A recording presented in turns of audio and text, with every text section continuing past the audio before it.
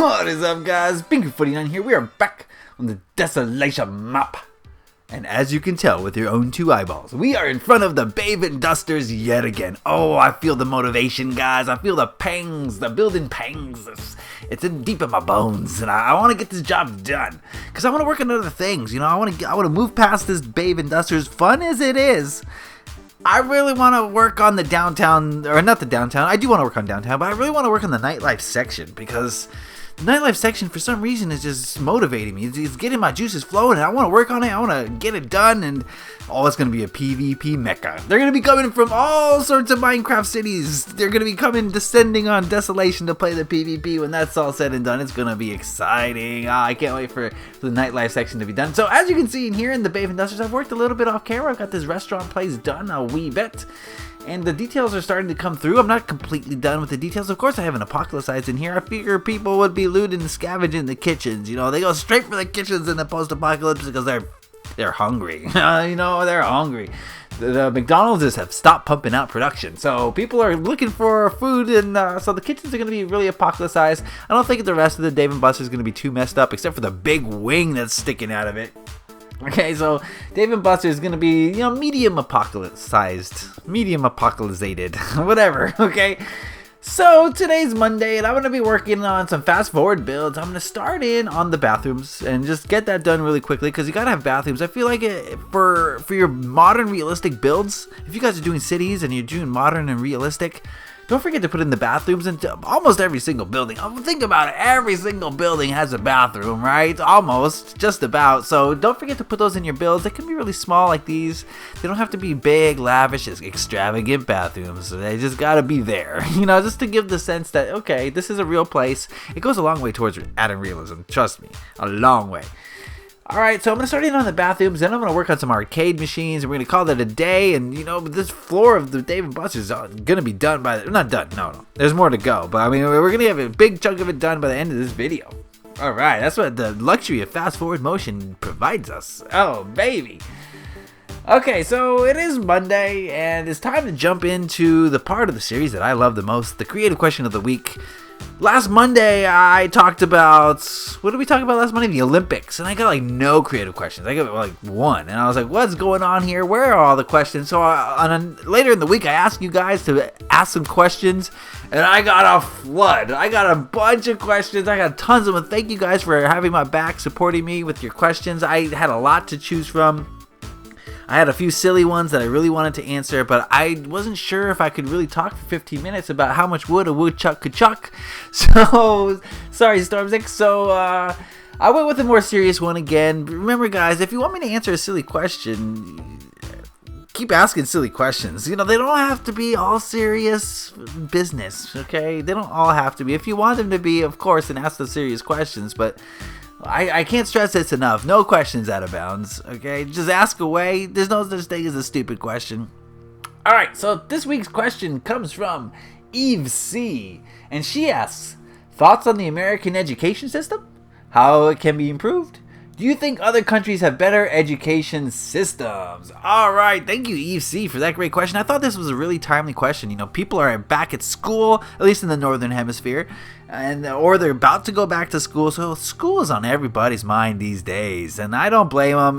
When I was back in school, the week before school started was like, dun dun dun dun dun dun. You just feel so depressed. You're like, oh, not this again. Even though you get to hang out with your friends, and I don't know, it's just not fun. School was not fun for me. It was fun, it was great, but the whole concept of it was like, I'd rather be playing outside. Honestly, it's you go back to school in the middle of summer, or the end of summer, I should say, and it's warm out there, and the sun is shining, and you're in this stuffy classroom listening to some guy you don't even know yet, because it's the start of the school year, talking about things you don't care about.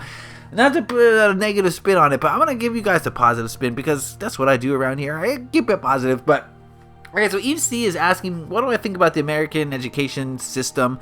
And I've kind of touched on this in previous Creative Question of the Week video. If you want to go scour the archives, you can go check that out. But I've actually spent a few videos talking about the faults that I find in the American school system.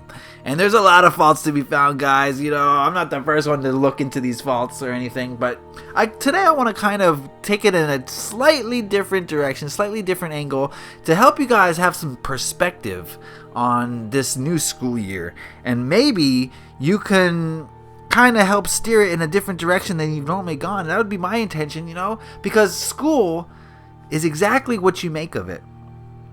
It is exactly what you make it. If you look at it as an opportunity to socialize and make friends and hang out with people, then that's what your school year is going to be about. If you want to make your school year about studying and working hard and memorizing stupid stuff, then that's what your school year is going to be about.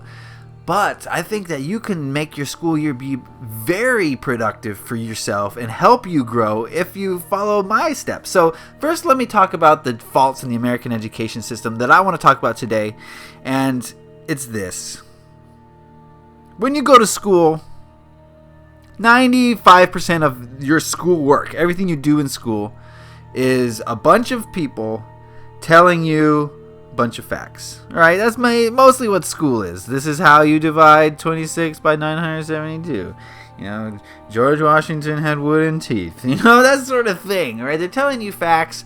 You have no idea if they're true or not. You're expected to memorize them and then forget them after the test is over, and then lather, rinse, repeat. Right? You're not really learning anything valuable. So that's my beef with the American school system, or all school systems in general. We'll get to that in a moment. But all school systems, they are not teaching you the most important thing. In fact, they're ignoring the most important thing, which is unlocking your personal creativity.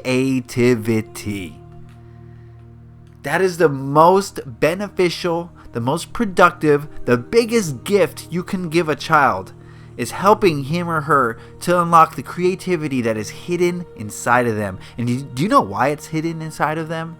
Because the school system beats it out of them. You know, there's no room for creativity except in art class and maybe a little bit in English class, right? There's no room for creativity in the American school system. They beat it out of you. They say, no, you need to learn this and this and this. This is the way the world is. And there's no room for asking questions about it. There's no room for expressing yourself. There's no room for alternate opinions and alternate viewpoints. You're not expected to have an alternate viewpoint. You're expected to learn that viewpoint. So the American school system and all school systems in general are trying to stifle your creativity. That's the way they were designed. I'm not saying your teachers are. There's a lot of teachers that want to draw it out of you. There's a lot of great teachers that are doing the right thing. But the way the school system is set up is for you to not be creative, for you to ignore your creativity. And creativity is the most important thing that you have. It is what advances the human race. New thoughts, new ideas, new inventions, new everything changes the world. Galileo had a new radical idea that maybe we're not at the center of the universe. And the school systems, you know, the universities laughed at him because it was an alternate viewpoint. But his creativity, his way of looking at things differently, changed humanity as we know it. It increased our understanding, our knowledge, our consciousness of the universe. Same thing with all sorts of different people. I mean, Martin Luther King changed the way that we look at race. Mahatma Gandhi changed the way we look at social classes. Albert Einstein changed the way we look at space and time. And all these people had unique, creative ideas that came from another place other than their schooling. Maybe their schooling gave them the background to be creative, and you could argue that, yes or no. But for the most part, that's not something you learn in school. You know, the Bill Gateses of the world didn't learn how to create operating systems and personal computers in school. It took new creative ideas that they drew from an outside source. You know, they drew it into themselves and out of themselves because the creativity is nesting inside of them. And it takes nurture to be able to get in touch with your creativity. You have to nurture it. It's not something you just learn overnight. This takes a lifetime of knowing yourself and getting to know yourself better, to allow your creativity to flow out from you freely. And then, And only then can you really allow new thoughts and new ideas and new passion to enter your life and to come out of you and share with the world. So school is nothing more than an 8-hour-a-day program designed to stifle your creativity. So when you're going to school this week or this month or this, whenever you go to school, keep that in mind. And I encourage you to really look at every single subject from a different perspective. You know me, guys. That's what I'm all about. I'm all about a different perspective. The perspective we have right now is not a good one. Okay? The perspective we have right now is one of worldwide war, constantly 24/7, 365, just war. Fighting, one of racism, one of classism, with the lower classes being subservient to the upper classes. We have just propaganda spewing out of our TV sets and our movies and our music. And the current perspective needs to change. And it's not going to change if you just go to school very unconscious. I go to school, I learn what they tell me, and then I take the test, and I forget everything, and then I learn again all the new stuff I memorize all the new stuff I gotta know, and then I take the test, and I forget all that. You're just going through the motions. You're at the whims of some adults, okay? What I'm saying to you guys is take control of your education and spend more time looking inward and trying to unlock your creativity, trying to express it. And I can't tell you which way your creativity wants to come out. Maybe it's art, maybe it's music, maybe it's sports, maybe it's writing, maybe it's science. You can be creative in science, guys. You can ask the questions that nobody else is asking. You can be creative in all sorts. In every single class you take, there is a new, different way to be creative that's not being presented to you and is not going to be presented to you unless you got one of those real rare teachers, okay? It's not going to be presented to you. You're going to have to do it. You're going to have to take what you're being taught and you have to look at it from a different angle so that you can look at it creatively and you could add something to it. So instead of going to your classes and just taking in the information and then going to the next class, I really encourage you guys to spend a lot more time thinking about what you're being taught. Just thinking about it, asking questions about what you're being taught. That's one way to unlock creativity, guys, is to ask a lot of questions. The more questions you ask, the more answers you're going to get, whether it's from outside sources or from within. If you keep asking questions, you're going to keep getting new information. It's always going to come to you. So always ask questions of your teachers. Always ask questions of yourself. Always question, why am I doing this? How is this helping me? How can I use what they're spoon feeding me to be more creative? That's what I want you guys to focus on this school year, is asking those questions that are going to lead to creativity. Because like I said, creativity is what propels the human race forward. Steve Jobs failed out of college, didn't he? Right? He figured out that creativity doesn't come from a book. You can't be creative by absorbing information from a book. Creativity comes from your heart. So you really have to focus on that, guys, because no one's going to focus on it for you. I know I kind of diverged from the question there, EFC. She asked, how does it compare to other school systems? The only really other school system I'm familiar with other than the American school system is the Australian school system. I used to tutor a couple kids who were in the Australian school system when I lived in Australia for a while, and it's the same thing. It's the same thing all over the world. The only thing I can say about the Australian school system is that they're maybe a year behind the American school system. So what I learned in 5th grade, they were learning in 6th grade. But it's the same thing. The creativity, maybe they were a little bit more creative, encouraged a little bit, but not really. You're just not going to find that's the school system is designed. Look at it this way, guys. Look at it this way. The school system is designed to prepare you to become a subservient slave to some corporation.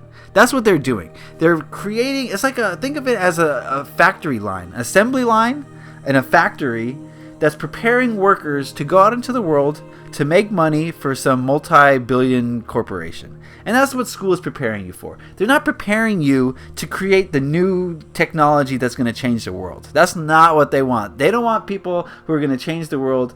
They may say they do, but they're preparing you to be a worker drone. a slave so that you can go to work just so you can afford the house that you live in and the car you drive to get to work.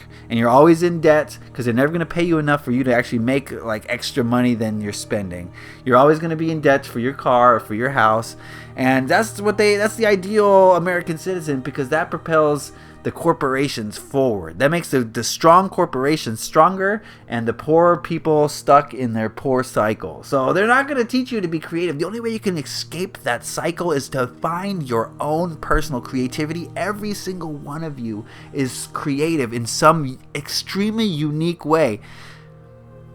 There's 7 billion people in the world. There's 7 billion types of creativity. Think about that. For every person in this world, there is another type of creativity. So you got to find yours. You got to figure out why it's so unique.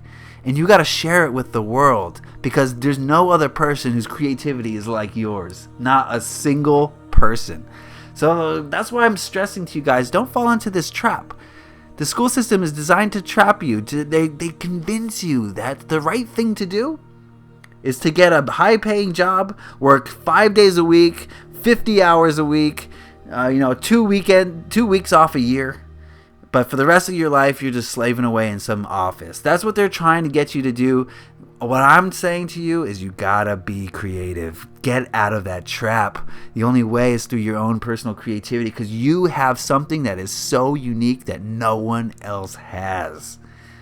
And your creativity is going to come out in so many different ways that you thought that would be impossible. You never know. Like one of my aspects of my creativity is in Minecraft. Who would have ever thought that such a thing could be? Like, I would excel at building Legos, electronic Legos, And that's just one of the ways I'm creative, and I embrace it and I share it. As you can see here, I'm sharing my Babe and Dusters. Another person who's sharing his creativity is Stormzix, and I'm going to go show what he's working on. He offered to help me on the police station, which has been stagnated. It's real stagnated. He's going to help me. So he's working on the evidence, not the evidence, but the prisoner, what do you call it? Prisoner processing. That's what it is. So if you got a person in here, he's got to go through processing. He just started it, so I'm going to come back to here at a later date when he's done and show you the details of what he's worked on. But thank you to Stormzix for taking the initiative and saying, like, I want to help Bean, and he came and helped, and I really appreciate it, because this building has been stuck. And maybe Stormzix is going to be the one who propels it forward. So that's what I'm going to leave you with today, guys. Thank you for leaving your creative questions of the week. I really do appreciate it. Thank you for being creative. Oh, thank you for expressing your creativity. All right, guys, leave a like if you enjoyed this. Happy Minecrafting. Peace.